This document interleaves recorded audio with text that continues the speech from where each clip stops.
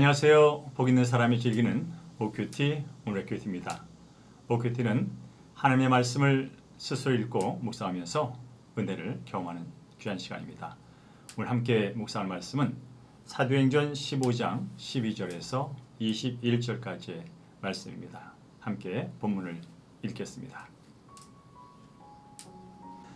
온 무리가 가만히 있어 바나바와 바울이 하나님께서 자기들로 말미암아 이방인 중에서 행하신 표적과 기사에 관하여 말하는 것을 듣더니 말을 마침에 야고보가 대답하여 이르되 형제들아 내 말을 들으라. 하나님이 처음으로 이방인 중에서 자기 이름을 위할 백성을 취하시려고 그들을 돌보신 것을 시몬이 말하였으니 선지자들의 말씀이 이와 일차도다. 기록된 바 이후에 내가 돌아와서 다윗의 무너진 장막을 다시 지으며 또 그 허물어진 것을 다시 지어 일으키리니 이는 그 남은 사람들과 내 이름으로 일컬음을 받는 모든 이방인들로 주를 찾게 하려 함이라 하셨으니 즉 이로부터 이것을 알게 하시는 주의 말씀이라 함과 같으니라.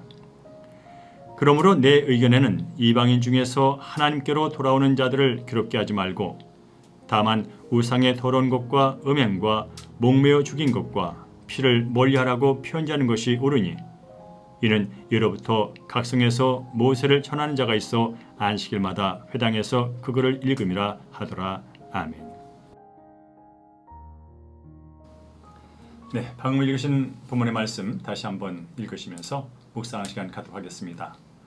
본문에 나타난 하나님은 어떤 분이신지 회개할 점이나 피할 죄 새롭게 깨달은 사실이나 받은 은혜 그리고 꼭 붙잡아야 할 약속의 말씀 확인하시고요.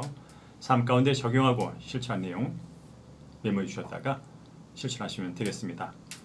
잠시 화면을 멈추시고요. 묵상이 끝난 후에 다시 시작하시기 바랍니다.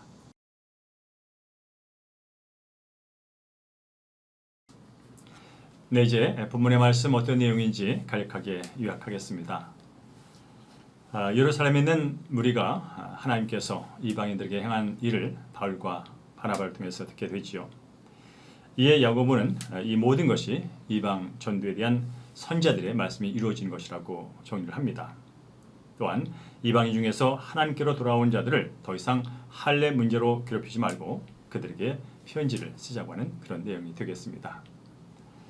오늘 한 절로부터는 17절입니다.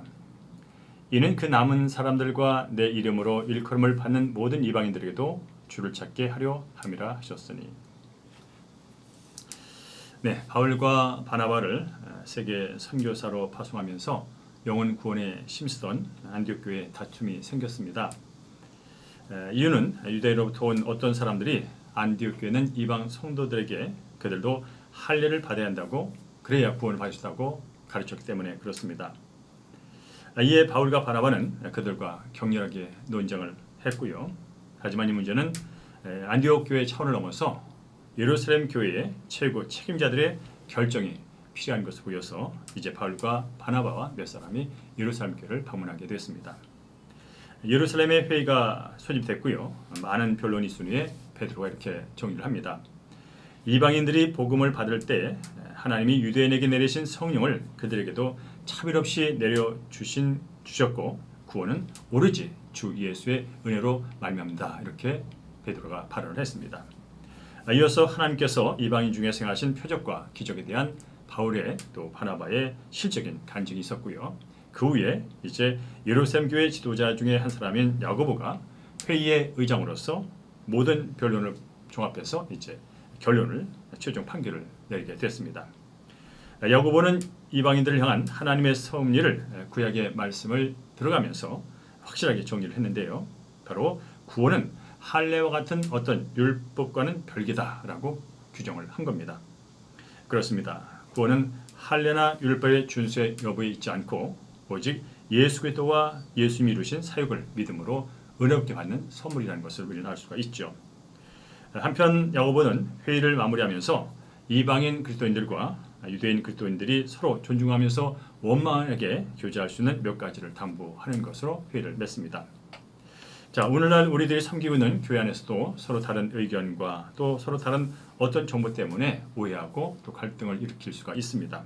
이럴 때 명심할 것은 복음의 본질은 붙들되 나와 다른 삶의 방식을 가진 사람들의 어떤 문화적인 다양성을 서로 인정하고 기다려줘야 한다는 사실입니다.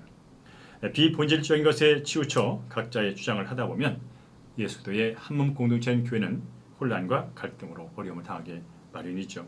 따라서 항상 우리 주 예수도의 복음을 붙들고 서로 이해하면서 복음을 전하는 일에 한마음 한몸 되기를 주의 이름으로 축원합니다. 자, 말씀 기억하면서 적용 질문 3가지 함께합니다. 나로 말미암아 하나님이 행하신 일이 있다면 그 이야기에 귀 기를 사람이다는 것을 믿습니까? 나와 다른 삶의 방식을 가진 이들에게도 약속의 말씀이 동일하게 이루어진 줄 믿습니까? 나와 문화가 다른 믿음이 연약한 이들에게 구원과 상관없이 내가 바라며 강요하고 있는 비본질적인 것은 무엇입니까? 네, 이제 오늘 기도와 목회 기도 함께 하겠습니다. 예수님을 믿는다고 하면서도 예수님 외에 더 필요한 것이 많다고 생각한 저를 용서해 주옵소서.